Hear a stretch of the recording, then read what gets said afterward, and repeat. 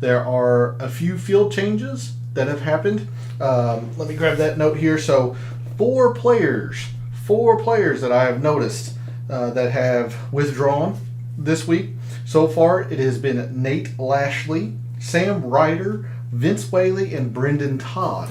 Those four have withdrawn, so I'll try to remember as we go through our rankings and look through some filters and metrics and whatnot in FNGC. Whenever any of those four happen to pop up, I'll try to remember that. But wanted to make sure I start off the show mentioning those four players in case you have done a little bit of research to start your week and have been thinking about those players. Those players have withdrawn from the tournament. Let's see, what else? Reminder, there is no stream tomorrow on Twitch. I'm going to go chase the little white golf ball that I hit around, probably way offline, but that's what I'm going to be doing in the morning. So no stream tomorrow morning for Twitch, but I will be back Wednesday evening for the DFS Tactics show as normal, so no worries there. I believe that is everything that I need to cover. So all statistics provided tonight and every night are from fantasynational.com. It is the best tool out there at your disposal. It's going to make you a much better gambler and a much smarter DFS player. There are a lot of great tools out there, not going to deny that. I simply believe that Fantasy National is the best one out there. Go check them out. It's well worth your investment. In the description to the video, there are links to all of my social media, Twitter and Instagram, which there is no research posted today, but there's a reason. I will bring up what I have been looking at today, did a little bit on stream this morning, so it's not for a lack of effort. There's not a lot to go on with only 2 years, so not much of a pattern, but I will show what I have in that regard. But if you want to see a summary of the research that I do week in and week out, give me a follow to the links at Twitter and Instagram. Twitter is also where I post my betting cards for the week. That will happen also this Wednesday evening after the DFS Tactics show. And then if you want to see my Showdown content or see all of the in-depth research or be a part of a more laid-back atmosphere and stream, then give me a follow over at Twitch. Is where I do a lot of my secondary content. Like I said, much more laid back. Still doing a lot of research, Showdown content, all of that over at Twitch. So if you are interested in that, give me a follow over there. And then finally, we are live. Chat is open. How much have you all looked at the odds board? I took a gander early this morning, and I was not terribly happy with what I saw. Not a lot of value, at least in my initial look. We'll be doing that tomorrow after I play golf. But how much have you looked into it? How much research have you done? Or are there any players that you are focusing on early this week as we head into Houston? All of that good stuff. So let's dig into the data for the 2023 Houston Open. And we start a little bit different tonight. We're going to start at Windfinder, which we normally do on Wednesday nights, but we're going to do it 2 shows in a row. So the reason I wanted to bring this up for you all, you see here Wednesday, looks like wind could be picking up a little bit in the evening. So if that indeed gets pushed back a little bit, you know, Thursday morning could have some wind, and it looks like Thursday PM is actually pretty calm. So a little bit of a reverse split there, I guess, if you will, because normally the wind picks up in the afternoon. But look at the drastic change from Friday to Saturday. So Friday, you have been, you know, mostly assuming cardinal north, and I won't know direction, of course, or anything, but assuming cardinal north, if it's blowing mostly east to west, and then, you know, more northeast, all of a sudden, Friday evening into Saturday morning, it completely changes and blows straight south, at least in cardinal direction, and there's a lot of rain coming in, it looks like, with a high on Saturday. Looks like my camera is not focused. There we go. Sorry about that. Maybe it was a better picture with it out of focus. Who knows? But Saturday, there looks to be a big rain front coming in, not unlike last year's first round. But look at the temperatures. High of 60 essentially. And then Sunday, a high of 55, even as low as into the low 40s, or mid 40s, excuse me, with more rain in the forecast. So we're going to do some wind metrics today, or tonight. I definitely wanted to bring this up, have it be a part of your research as we move forward this week. Have that in mind, and of course, this being 72 hours from the tournament, who knows what the weather is going to be like, but at least forecast-wise, there appears to be a little bit of wind and a very strong cold front coming through Houston this week. So with that, let's move on over to Fantasy National. First thing I have is going to be a little bit of a review or some recap from last night. This is filtered on rounds that are difficult since the start of 2022.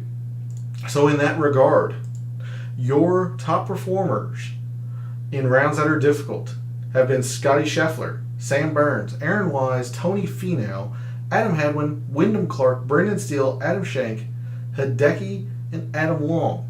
And do note that the Mayakoba is now in, so this will be reflective of last week's tournament.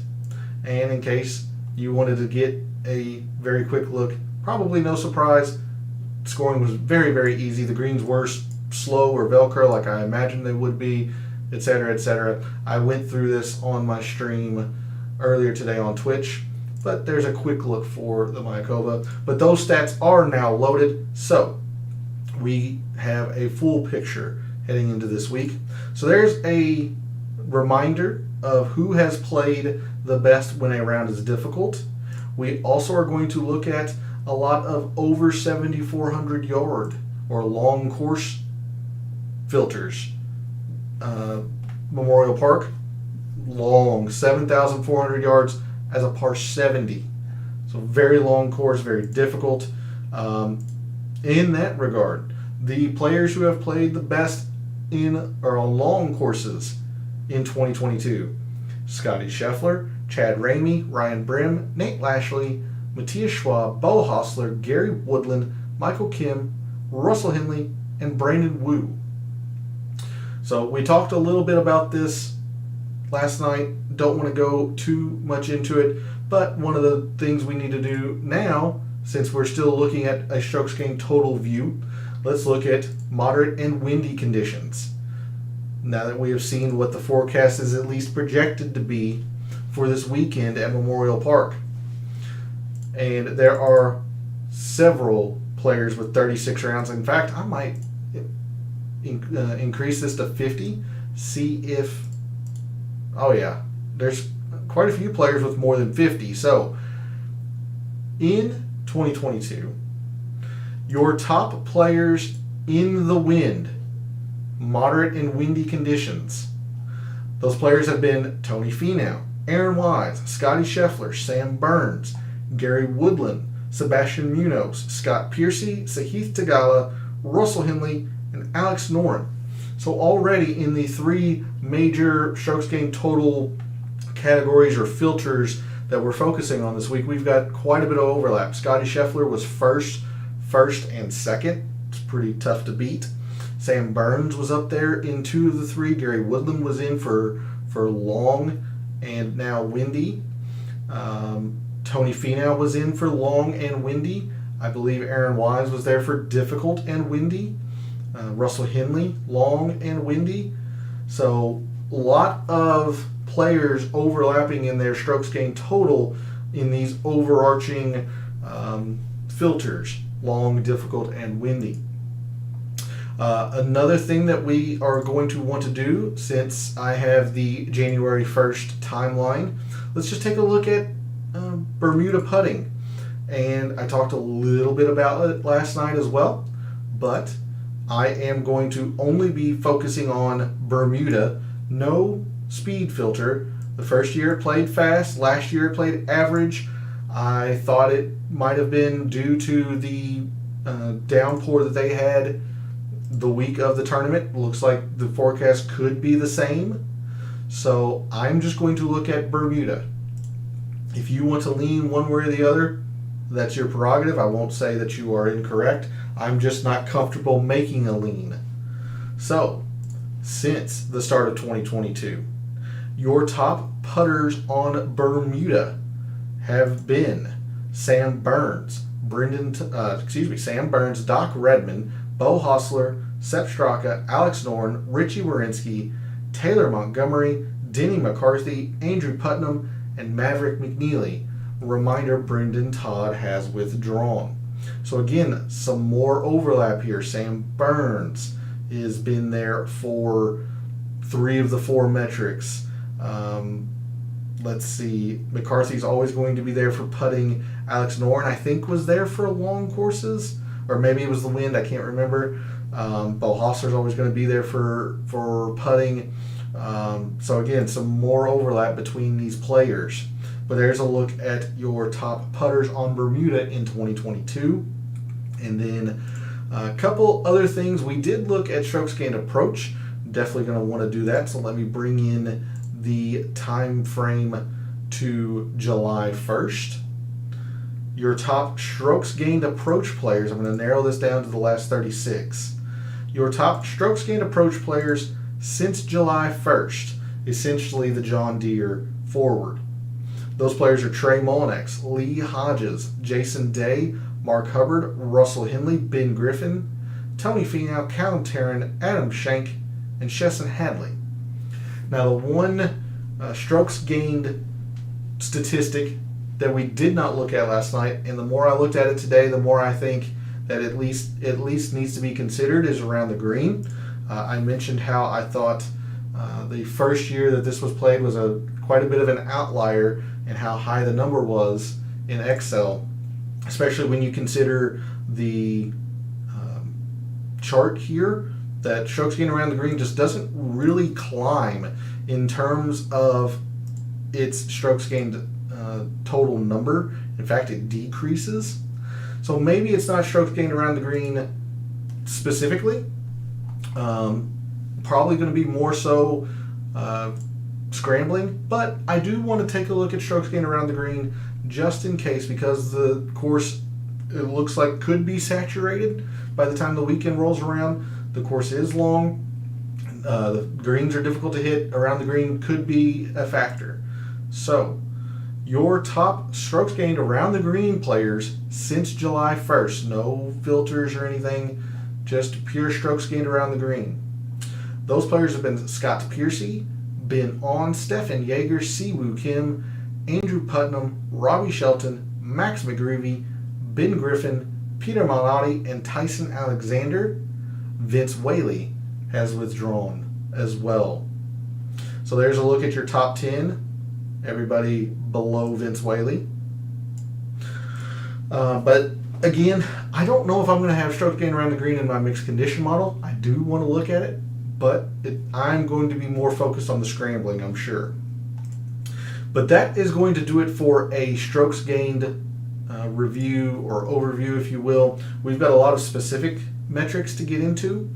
So we'll first go to these birdies and bogeys, and we saw last night via Microsoft Excel in the 2 previous years here at Memorial Park that bogeys avoided were just so darn important. Now, I want you to notice Jason Kokrak, he gained a lot of birdies compared to the field. So did Scotty Scheffler. But I'm telling you, bogeys avoided is going to be the biggest factor.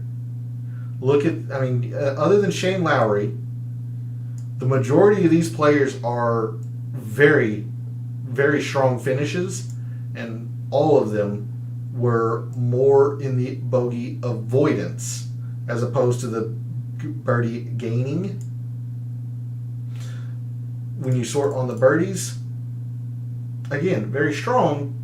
I am just a believer that the bogeys avoided are going to be more important, because par is going to be a good score here. Par is absolutely going to be a good score here. So if we sort for the top, let's go 18 due to ties. Again, you don't have anybody. Gosh, dang it. I don't know why my mouse keeps double clicking. You don't have anybody negative in terms of birdies gained. The one player that was negative in terms of bogeys avoided was Matthew Wolff. It wasn't a terrible performance, but once you get down below, say, the top 20, maybe the top 25 or so, these birdie numbers are pretty darn low compared to the field average, whereas you will continue to see 4s and even 5s further on down in the bogeys avoided. Again, they're both going to be tough, or they're both going to be important. I just think bogeys avoided is going to be the more important factor this week because par is going to be a good score. So if you can avoid a bogey, you're gaining strokes on the field. And then if we look at 2021, when Carlos Ortiz was your victor, let's see. You see it in 2021, it was more bogeys avoided, more birdies gained negative, but still your fair share amount of birdies gained. Top was an 8.1. Again, very strong correlation. Bogeys avoided, even stronger. Even stronger. Now, the birdies gained was a stronger correlation in 2022, absolutely. So we've had 1 year where it was birdies, 1 year it was bogeys. Again, I'm just focused on the bogeys avoided this week. We'll take a look at both, but we're going to slice and dice this data as much as possible. So, since January 1st, let's start with difficult. Hey P, how you doing? Thanks for jumping in chat. How has your week been? Hope your Mayakoba weekend went a whole lot better than mine. Mine was atrocious. And that's why we're moving very quickly and swiftly to Houston. Mayakoba didn't have it. I don't know what you're talking about. In rounds that are difficult, your top bogey avoiders have been, let me scroll up for you, Scotty Scheffler, Sebastian Munoz, Tony Finau, Hideki, David Lingworth, Gary Woodland, Aaron Wise, James Hahn, Adam Hadwin, and Adam Schenk. What's Mayakoba? Yeah, very good. Well done, P. But there is a look at your top bogey avoiders when it is difficult. Again, skipping Brendan Todd, he is withdrawn. So these guys are going to be given quite a bit of weight in my mixed condition model. Gary Woodland, again, he plays long courses well, and now he avoids bogeys when it's difficult. Aaron Wise, always seemingly playing difficult courses well. Hideki, Tony Finau, Scotty Scheffler, the 2022 that Scotty Scheffler had. Yeah. Now, in terms of birdies gained when it's difficult, Scotty Scheffler is still in the top 10. Aaron Wise, also in the top 10. Sam Burns is also in the top 10.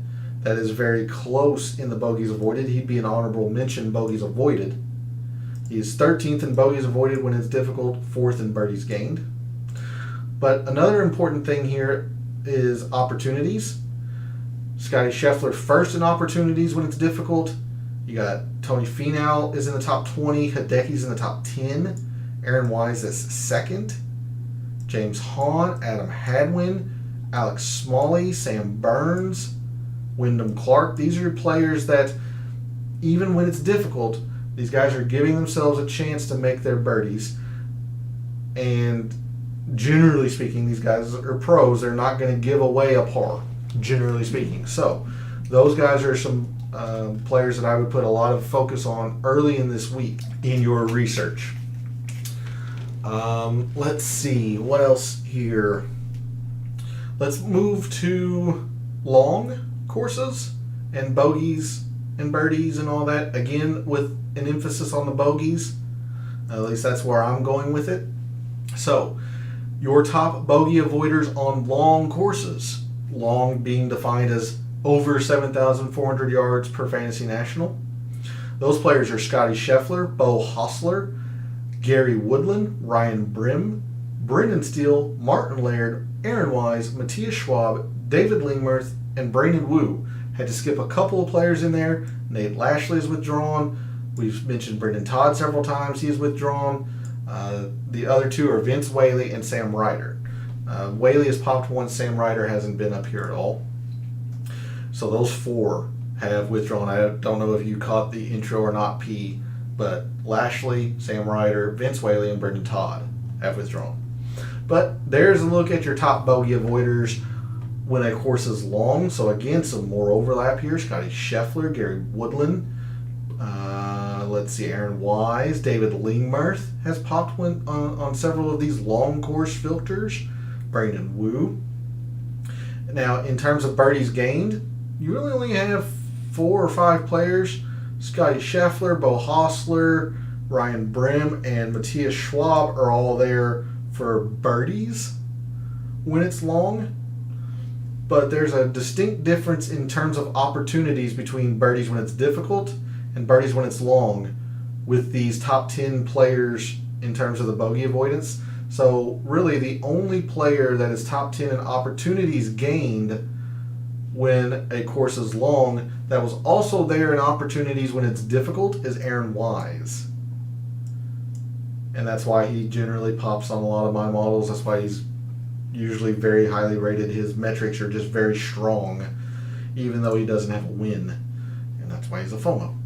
But there's a look at the bogeys and birdies. Again, I'm going to be putting more emphasis into the bogeys avoided, quite a bit of emphasis into the bogeys avoided.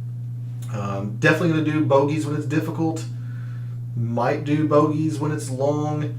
You can certainly take a look at bogeys in the wind.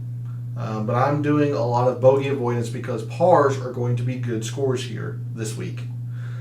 Now we move to, let's go back to 2022, and we'll move to fairways and greens. And we had a little bit of a thought last night to try to figure out which of these metrics, if any, are going to be the most important factor. I thought distance might be it. Doesn't appear to be in 2022. These greens are large compared to the average tour green. These are 7,000 square feet. The average tour green is 6,000. So generally you would think that you wouldn't want to put an emphasis on greens because they're larger. However, this course is difficult. It is long. If you're hitting a green in regulation, you're doing pretty darn good since the green in regulation percentage is lower than the average tour event. So it could be greens, but that's why we're going to go through the past 2 leaderboards here. So let's just highlight, again, this is the top 14 due to ties. Let's see here. Distance, not a whole lot, at least in terms of the top 15. Now, if you wanted to go down to the top 25, maybe it becomes a little bit more important for the entirety of that group. There were only 2 players in good drives gained negative. That could make some sense. Fairways are difficult to hit here. Greens are difficult to hit here, so good drives could be the overwhelming factor there. You see Jason Kokrak led, I would think. No, there's a couple of double digits down here, but he was very high in greens and regulation. So let's take a look here. Let's first look at distance. You had a miscut here and a miscut, but really, honestly, that's fairly strong in terms of around the miscuts. You had a top 30 from Johnny Vegas and a middling from Hudson Swafford, but what's this, 80% of the guys that led in the distance category ended up, having a top 30 or better. Hudson Swafford top 35. That's pretty strong. You got some more strong finishes a little bit down here too. That's not terrible. That's not terrible correlation. Look at fairways. You get a lot of your cut makers. Nothing jumps off the page as direct correlation. You got some cut makers here. Good drives. Maybe a little bit more of the same. Your winner was very high in the good drives gained. Let's look at greens. Again, this is probably the strongest of the four so far. Now, Martin Laird was a miscut, but all around him, oh yeah. Now that you look at the specific numbers, like everybody other than Martin Laird here. Let me scroll up. Well, Johnny Vegas is the top one there, so that's good. Everybody but Martin Laird here was a top 35 or better. You might not have the extreme high single digits. Now you do have your winner. You have a top 5 here and a top set. Or what the hell did I just do? Weird. Computer had a mind of its own. You had, a top 7, top 5. But you had a lot of strong leaderboard success. Maybe not direct, going in, numerical order. That's pretty strong there. That's pretty strong for 2022 in terms of greens. Let's take a look at 2021. Again, this is the top 14, again, due to ties. Distance does seem to play a little bit of a factor. I mean, the 4 players that are negative in terms of distance, this is minus 7.2 over 4 days, 10.2 over 4 days, 2.2 over 4 days. It's pretty darn close to field average. Now, these numbers aren't huge, but I think it's going to be something. Fairways, very hit and miss. Again, the good drives gained, you had 2 players that were really darn poor, and then Sepp Straka was slightly under field average. Then you had 2 players that were negative in greens, including probably your second best performer in Sam Burns. So again, let's sort. You got a couple of miscuts in the distance, but again, more so like 2022, a lot of success in here with distance. Fairways, not as much. Not as much. Bo Hoag was a miscut. Seed was a miscut. You had clunkers of made cuts. So it doesn't look like fairways from either year. Good drives. Not really. Not nearly as much as it was in 2022. Bo Hoag, Swafford. You got, again, some clunkers here. Greens. Yeah, again, just like in 2022, I'll include, no, I won't, because it's cut off at 5.4. There we go. Let's highlight, what's this, maybe about 15 to 18 players or so. You've got 1 player that missed the cut. Everybody else in the top 15 to 18-ish players in greens and regulation performance were a top 32 or better. It's looking like it's going to be greens and regulation this week with a little bit of distance. So, with that, let's do difficult again. I really think that's probably going to be the be-all, end-all in terms of greens and regulation. I definitely want to look at scrambling too. So, your top green and regulation gained performers in difficult rounds in 2022 have been Alex Smalley, Scotty Scheffler, Adam Schenk, Brendan Steele, Patrick Rogers, Cameron Champ, C.T. Pan, Taylor Pendrith, Russell Henley, and Tony Finau. Surprising to see Alex Smalley, but anytime greens and regulation is a big factor, he is going to be up there in terms of success, or at least the metrics show that he should be successful. He is a green and regulation machine. So perhaps somebody to take it or put an eye on early on this week in your research. There's Scotty Scheffler again. Surprising to see Cameron Champ, but especially when it's difficult. He's there. He really let me down last week. Taylor Pendrith, Tony Finau, Luke List, ball striker. Aaron Wise just misses. Gary Woodland just misses the top 10. Brandon Woosman said a bunch as well tonight. So, yeah, okay.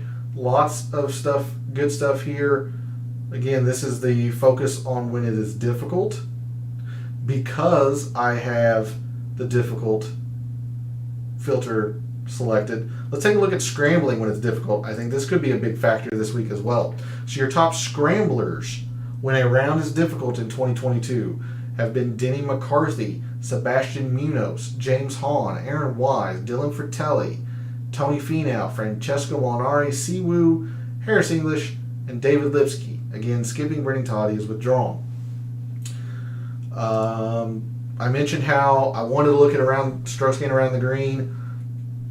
I probably won't put it in the mixed condition model. I'm pretty darn confident I'm going to put scrambling in there in some way, shape, or form. Probably scrambling when it's difficult, but definitely going to be looking at greens as well.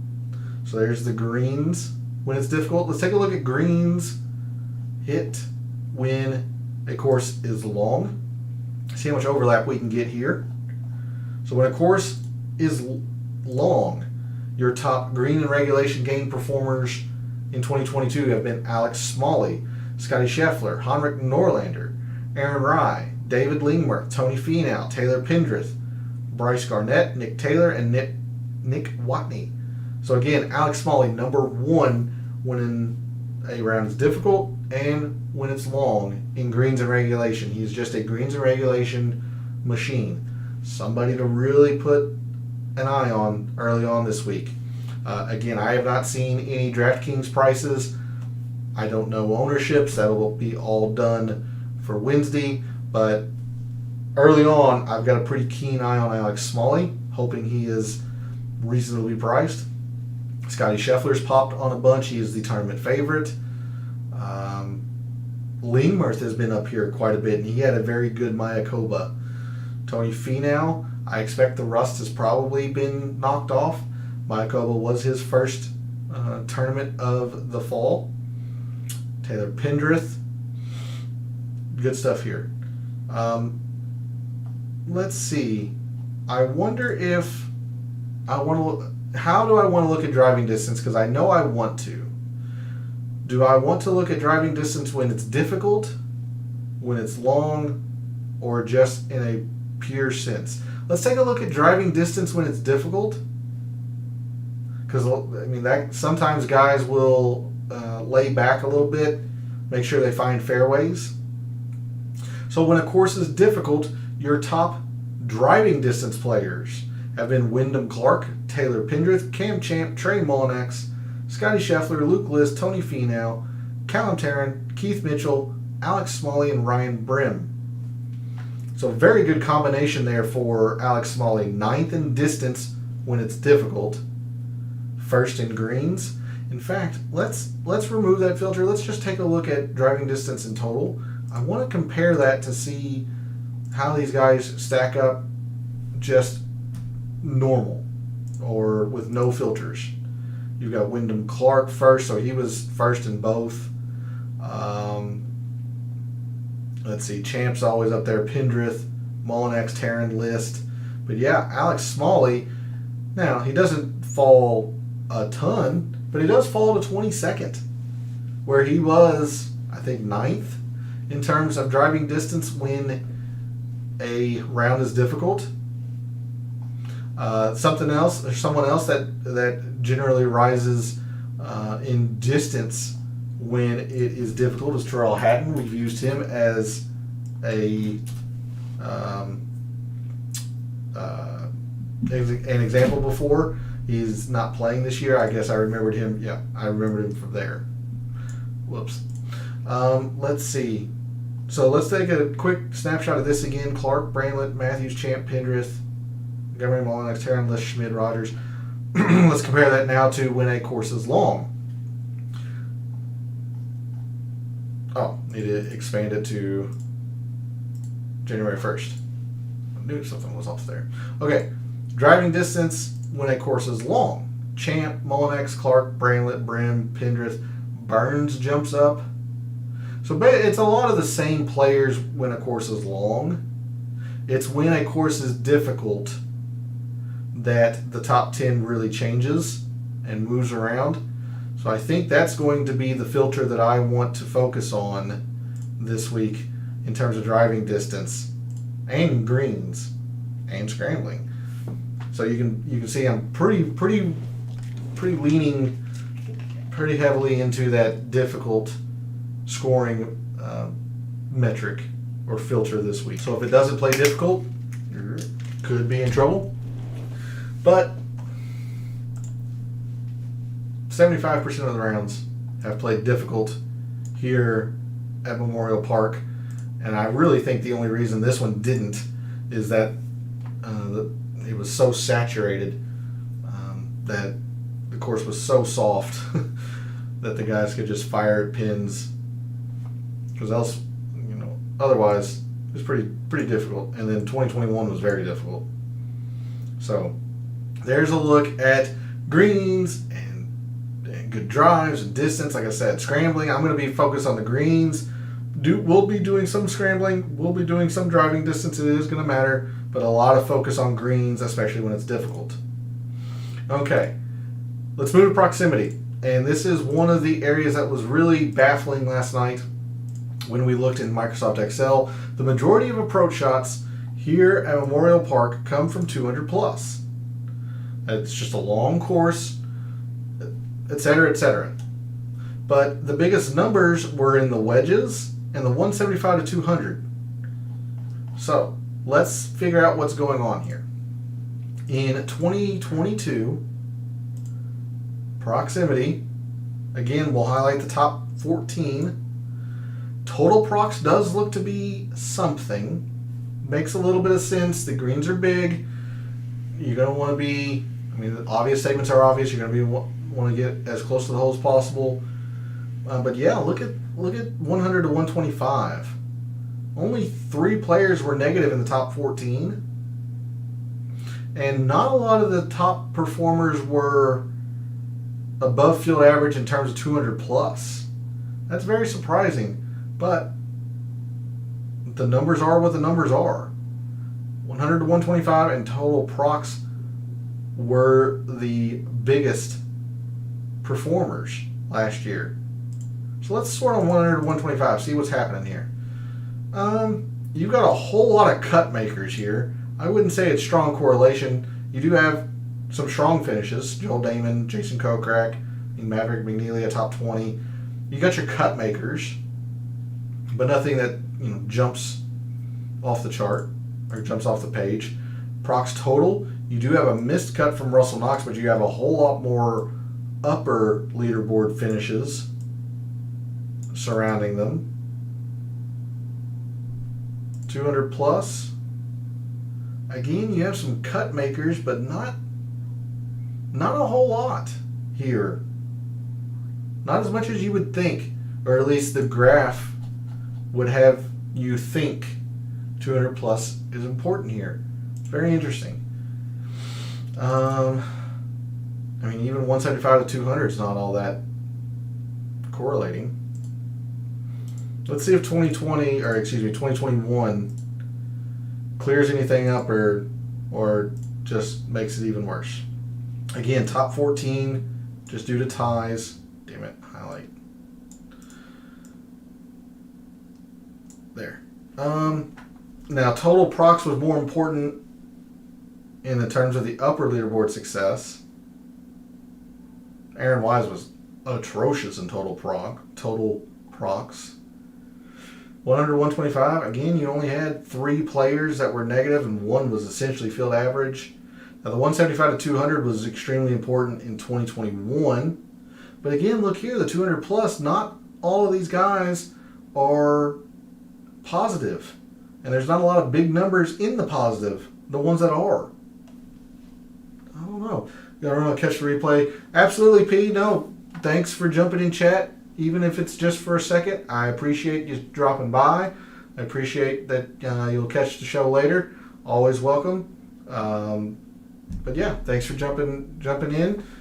Enjoy what it is that you are off to run to. It's very, very baffling, very confusing in terms of procs.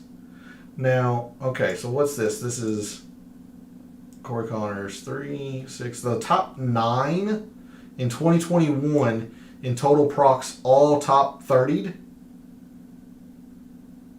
That's something. That's something. Again, some more upper leaderboard success, but some more miscuts. You got your cut makers here in the 200 plus, but nothing astronomically important. I don't know. Perhaps 200 plus is a bit misleading. Perhaps it's a bit misleading in terms of its importance. Yes, a lot of approach shots come from 200 plus. Perhaps it's not the be-all, end-all in terms of importance for leaderboard success. Looks like it's just total procs, to be honest with you. And you can let me know in chat or in the comments if you see something that you disagree with or see something different than I do. But I am seeing just total procs with a little bit of the 100 to 125. So, with that, make sure no filters are checked, none of that, just a pure performance in terms of proximity. Since July 1st, your best total procs performers have been Kevin Streelman, Russell Henley, Ryan Armour, Paul Haley, Russell Knox, Grayson Sigg, Justin Suh, Chesson Hadley, Siwoo Kim, and Joel Damon. Sam Ryder has withdrawn. The first time he has popped on a filter. So all 4 of the players that have withdrawn so far have now officially popped on a filter or a metric. There you go. But looking in the 100 to 125, you got Russell Henley. He was just very good at all of the proximities except the 200 plus. Interesting to note because he's been up there on a lot of metrics, but he struggles from 200 plus. So if it does matter, Russell Knox, very good at total procs and number 1 in the 100 to 125. This probably signifies he's pretty darn good at short par 4s or maybe par 5s. Justin Suh, very good, 100 to 125. Okay. Yeah. I guess when we go to Microsoft Excel, we'll scrutinize it a little bit more. But I'm just seeing total procs for the moment. Okay, par 3s, 4s, and 5s. We'll go through this very quickly since we got quite a bit of stuff in Microsoft Excel to look at. Par 3s. There are 5 par 3s here at Memorial Park. This time I remembered. There are 5 par 3s. So they're going to be very important. We saw throughout the top 10s and 5s and winners last night that they gradually increased in importance. So, let's take a look here. Last year, oh yeah, look at this. Every single one of the players in the top 18, again, just due to ties, top 18, everybody was positive in terms of strokes gained par 3. 0 to 150, I think, is going to be an outlier. I mentioned it last night. There aren't any holes on the scorecard that measure to this. It's when they move tees and pins. And that number is a 2.2. 150 to 175, 3.2. You got a 2, 2.5, and a 1.1. So the 150 to 175 is the biggest number, which makes sense. 2 of the 5 par 3s measured to this length. I just think it's total par 3s. And look at that when you sort on it. You do have a clunker from Taylor Gooch, middling from Andrew Putnam, but look at this massive amount of correlation here. All of those players made the cut. You had middling to clunker, depending on your definition, middling finish, and a clunker. My goodness. That is very, very strong. So there's going to be quite a bit of emphasis on strokes gained par 3 total this week. And at least from 2022, and I think it's the same in 2021, I don't think there is a specific range that we're gonna single out, especially since you have 2, 1, 1, and 1 in the various lengths. I don't think there's going to be much of a reason to single any of those ranges out. But 2022 par 3 performance, very darn strong. Let's see if it mirrors that in 2021. It does not. It does not. Again, this is the top 19 due to ties. More players negative in terms of strokes gained par 3.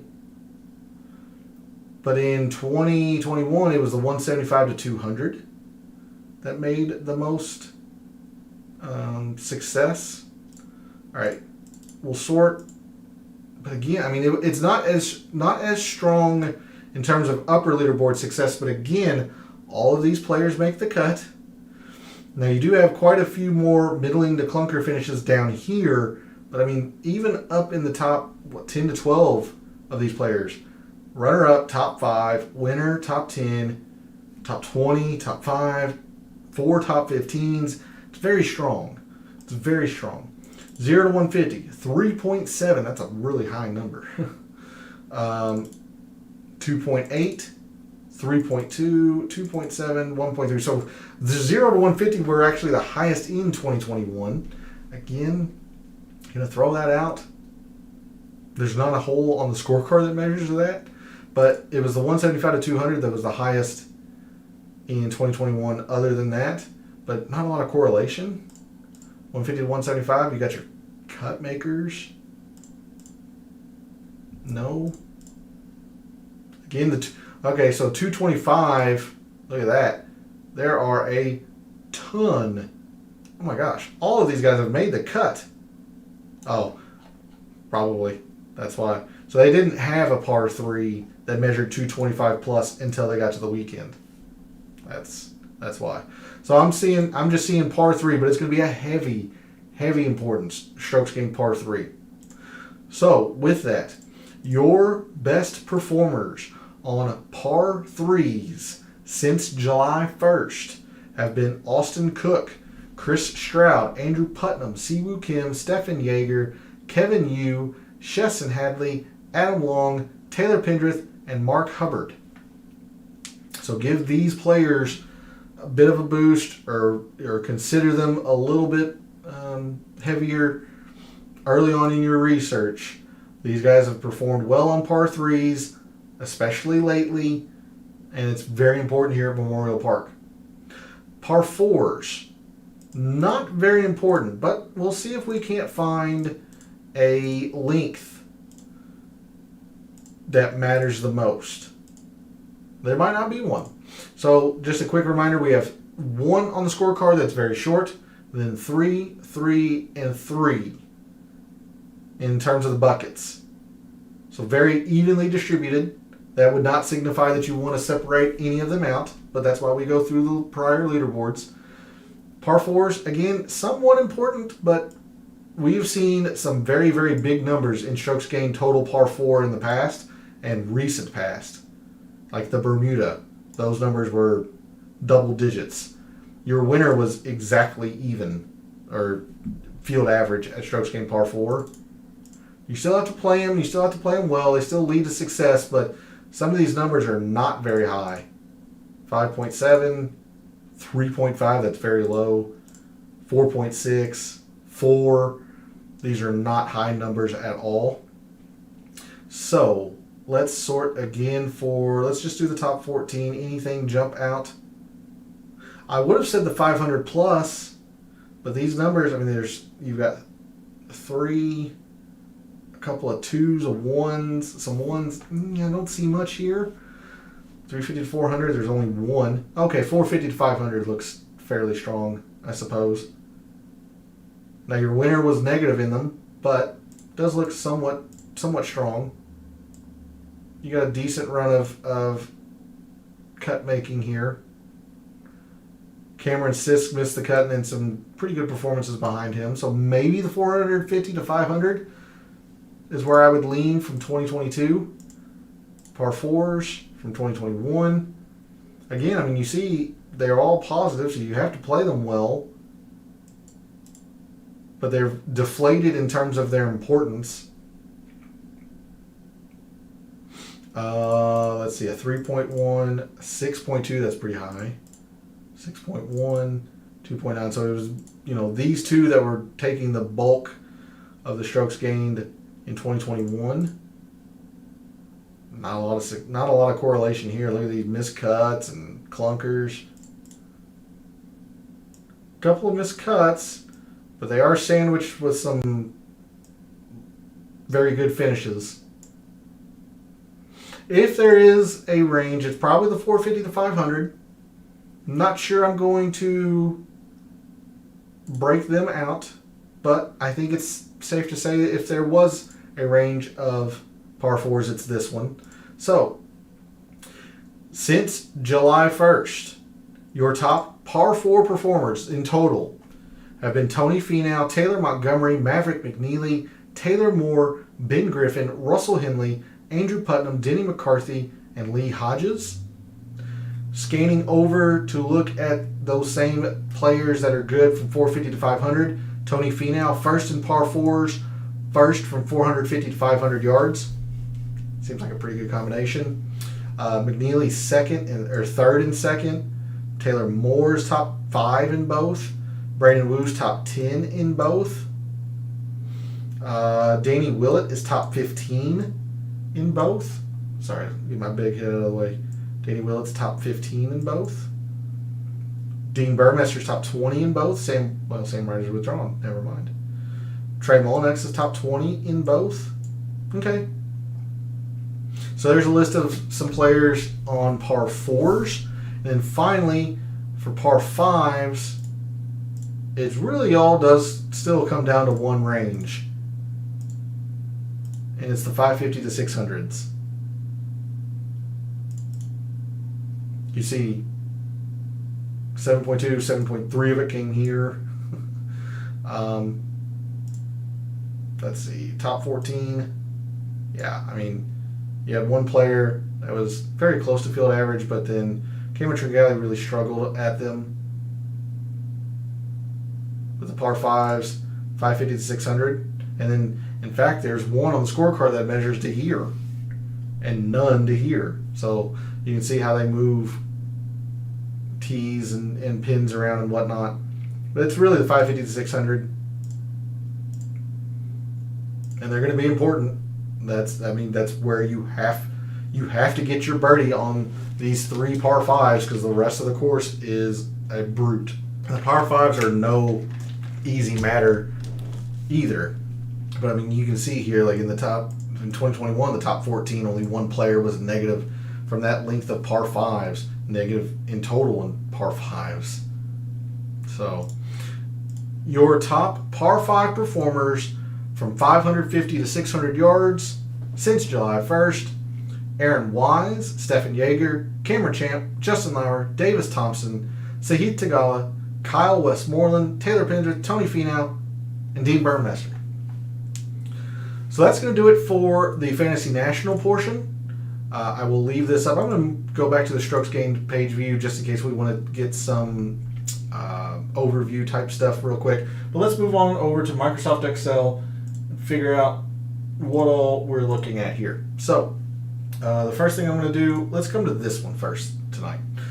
Again, this is the comparison course where I take a certain course, this week the Memorial Park, compared to other full field courses on the PGA Tour that are consistent. So, for example, I didn't do the Summit Club or this year Congaree because it hasn't been consistent. Some of these places we don't get the metrics, Port Royal, El Camaleon, and I say full field course because I don't include the Tournament of Champions. I don't include the BMW or the Tour Championship. That would skew the numbers. I want full field courses where cuts are available. So, in terms of full field courses, these are the actual numbers for Memorial Park. And normally I have these whited out down at the bottom, but with only 2 years at Memorial Park, I think it's going to be good to just get a feel, get a baseline of what averages are. So you see, off the tee, really not all that important. Around the green is, but I think 2021 was a bit of an outlier. in the sense that around the green was extremely important. I think scrambling is going to be important. I don't know if it's going to be around the green per se. Certainly around the green is a part of scrambling, but I think it's going to be scrambling in general. Putting, stroke gained approach, all that. Distance, higher than the average. Oh, shoot, you can't see the average. There it is. So let's see, where's Houston? There we go. So anyway, that's why I bring you to this one first to give you an idea of how the percentages are being calculated. So off the tee, not as important. Stroke gained approach, sure. We've talked about our stroke gained around the green. Putting, it's going to be very important. This is I think this is undervaluing putting a little bit. Putting is going to be extremely important, and one particular aspect of putting that I want to go into. Distance, 45% more important. I think it's going to be. I think it's going to play a factor for sure. Now the fairways, good drives, both are above course average, but I'm still leaning into the greens because the course is very difficult. Greens are hard to hit here, and it's the highest number in terms of percentage, more important to course average than the others. So I think it's going to be greens. I don't think you'll go wrong with good drives gained, but I'm going to focus mine solely on greens. Again, we talked about the birdies and the bogeys. Look at that. Bogeys, 20%, avoiding a bogey, 20% more important here than the average full field course. Birdies, not as important, even though we saw last year Jason Kokrak and one other player was in the double digits in terms of birdies gained. It's all about the bogey avoidance, and that's why I strongly believe that it's bogey avoidance from this number here. Par threes, extremely important. We saw that there wasn't really a range except for maybe these two. There's no hole on the course that measures to this, so not going to do that.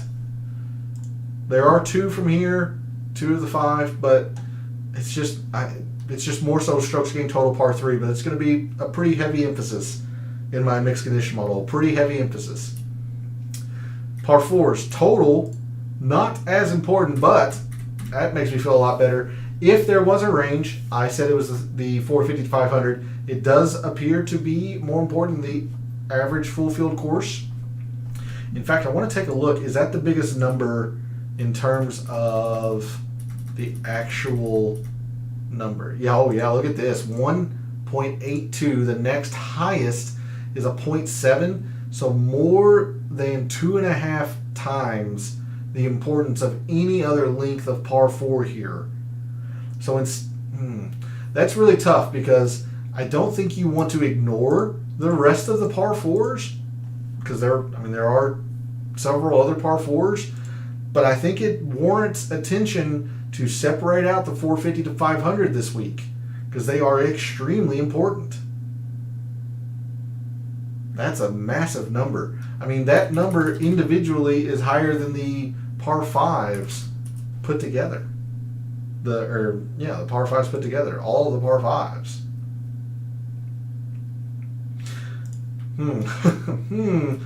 Now, par 5s, 2.5% more important. Again, 3 par 5s on a par 70. It's going to increase its weight. The 550 to 600 astronomically more important than other full field courses. Makes a lot of sense. Let's go into the proximities.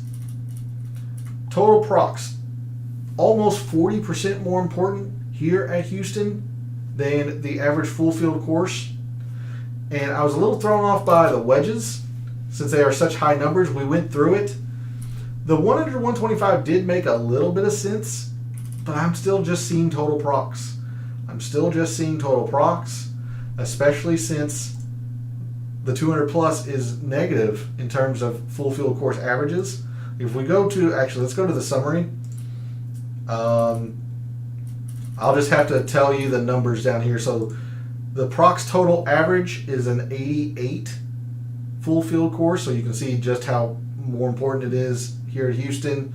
175 to 200, the average is a 13.7.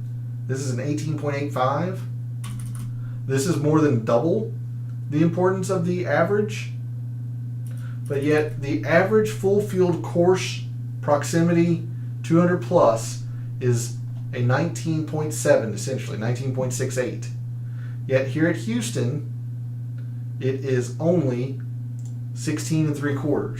So it's saying it's a lot less important for the players that finish in the top 30.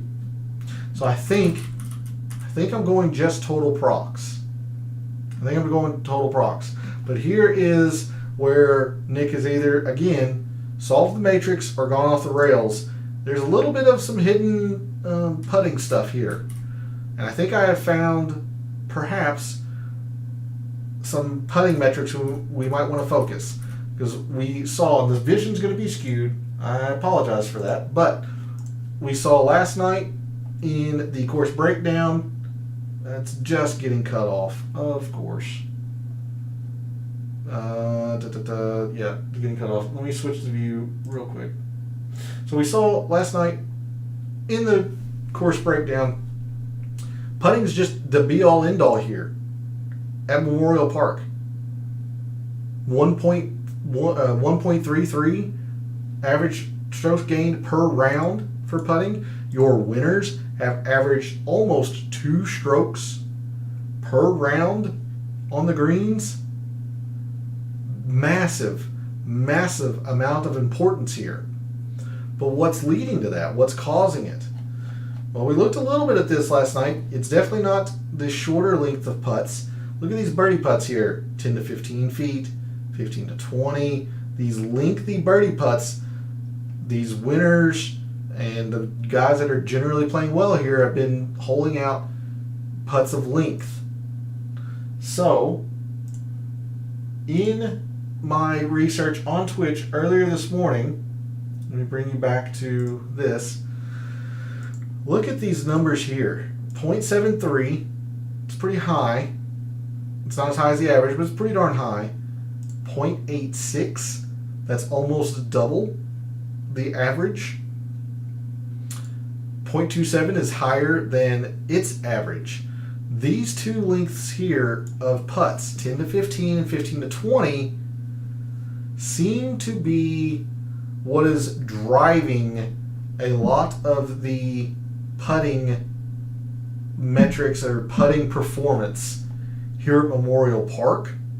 When you take a look at that, that's where you see those two numbers being so much higher. Apologies, I'm going to switch the view one more time. Let's go and check just on putting. I'm going to go to last year because Jason Kokrak really emphasized it. 0.9, 1.5, these distance putts. Now he was contributing also to the 5 to 10. Let's look at the top 14 here in terms of 10 to 20 feet, particularly the 15 to 20.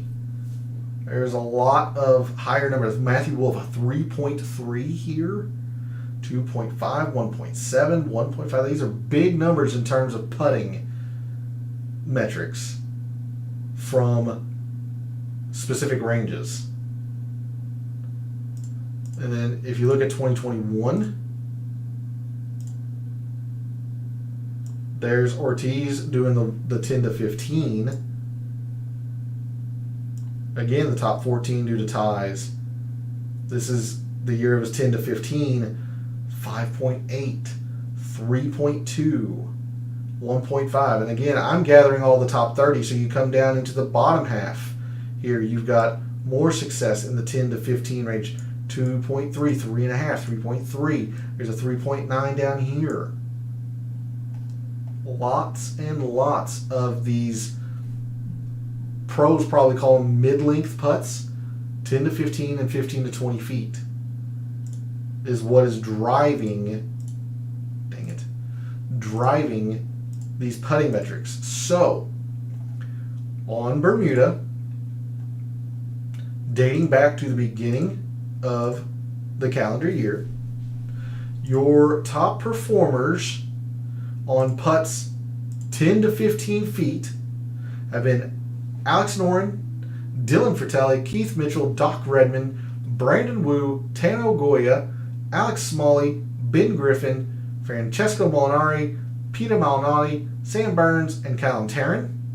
Again, skipping Brendan Toddy's withdrawn. But look here, Dylan Fratelli, number 2, 10 to 15, number 1, 15 to 20. But it's also important to note, we've highlighted Alex Smalley a lot of greens. He had distance when it's difficult. Now he's making putts at 10 to 15 feet.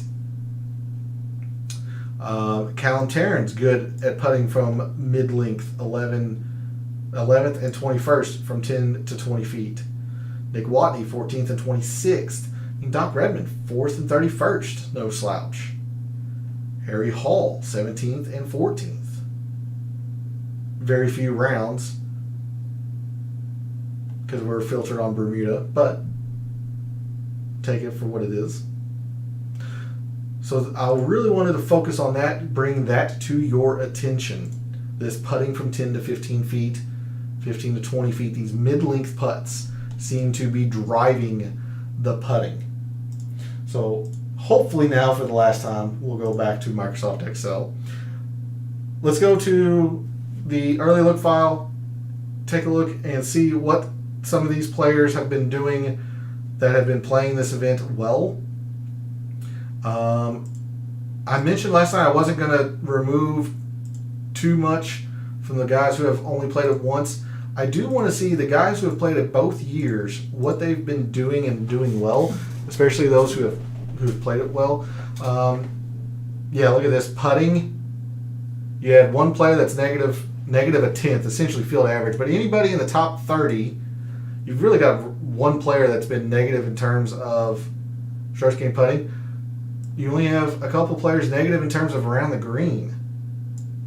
Perhaps it needs to be a little bit more focused on what I'm giving it credence to. Approach, still going to be important.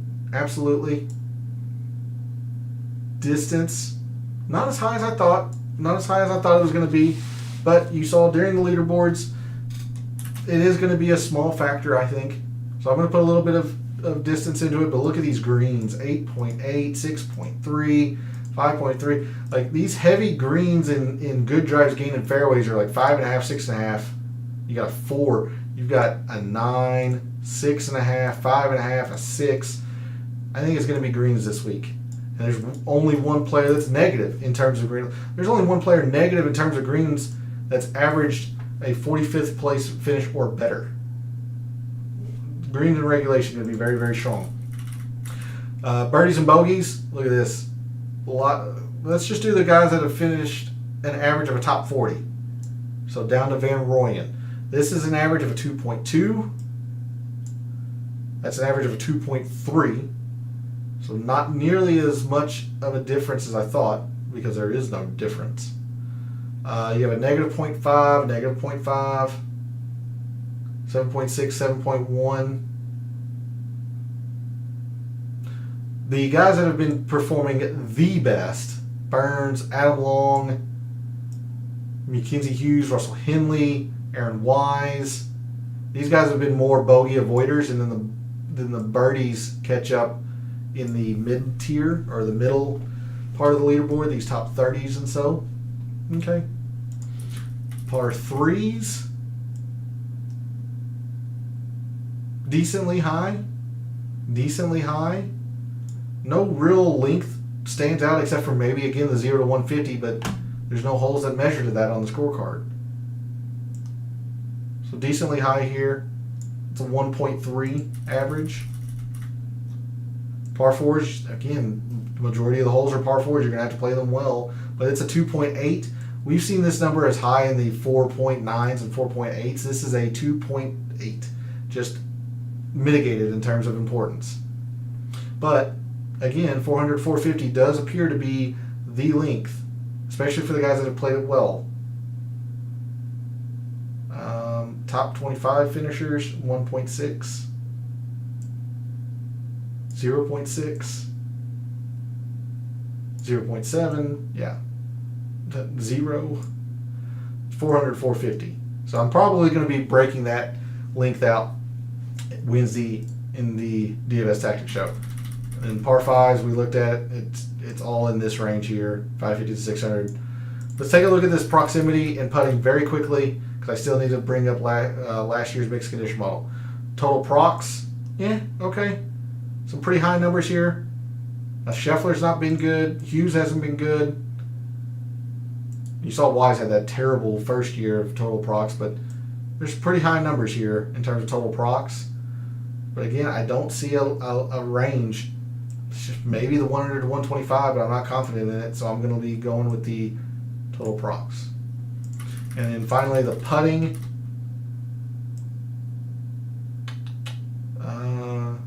Top 25, 0.1, 0.5, yeah, 0.1. So 0.5, this is negative. 15 to 20 could be it, could be the length. Let's see if we don't filter out the players who have only played it one of the 2 years. Anybody who's averaged a top 25.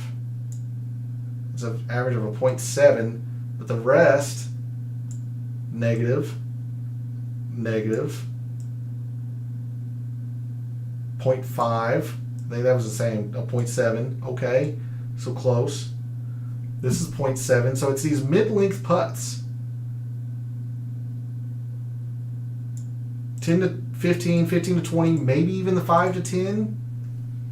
That's your call. I'm going more on the 10 to 20, but the 5 to 10 could be something as well. All right, lastly, I want to bring up last year's mixed condition model, see how I did. We're running a little bit high on time, or over on time. I apologize for that, but the math nerd has gone full math nerd, and he's in the groove. All right, last year's mixed condition model, I would say was fairly successful. You've got a lot of miscuts up in here, but you also, four of my top 4 in my rankings, all top 15, 5 of my 6 top 20'd. I'd say this performance and this performance probably cancel each other out or balance out. The winner, Jason Kokrak, was in my top 25. He was 24th. That's not terrible by any means. I would say this is a fair mixed condition model. Absolutely could be improved, but the top worked. The top absolutely worked. So I had 20% in putting fast and lightning. So last year we had only had one tournament at Memorial Park. It measured to fast, and the years before that at the Golf Club of Houston they had measured lightning. So I was thinking that they were going to keep it fast, if not lightning. Then the rains came. So definitely going to have a lot of emphasis on putting and on Bermuda. Probably going to remove the fast and lightning. Approach still did well. Strokes gained total, difficult to par, that's 10% I'm going to get back. But you see, the guys that generally played difficult courses well, played well here. Long courses, it's another 10% I'm getting back. But they played okay. Sam Burns has gotten a lot better from that. But it fared okay. So there's 20% I'm getting back. Again, 10% in bogeys avoided, difficult to par. I'm going to keep on that, I'm sure. Greens, that needs to be upped for sure. So there's 20% I'm getting back. Some of it's going straight into the greens in regulation. I'm probably going to add the difficult filter. In fact, over here, it was 0%, but I did use it as a tiebreaker, greens, when it was difficult. Kokrak wasn't the best at them. But, okay. Let's see. Damn it. What else here?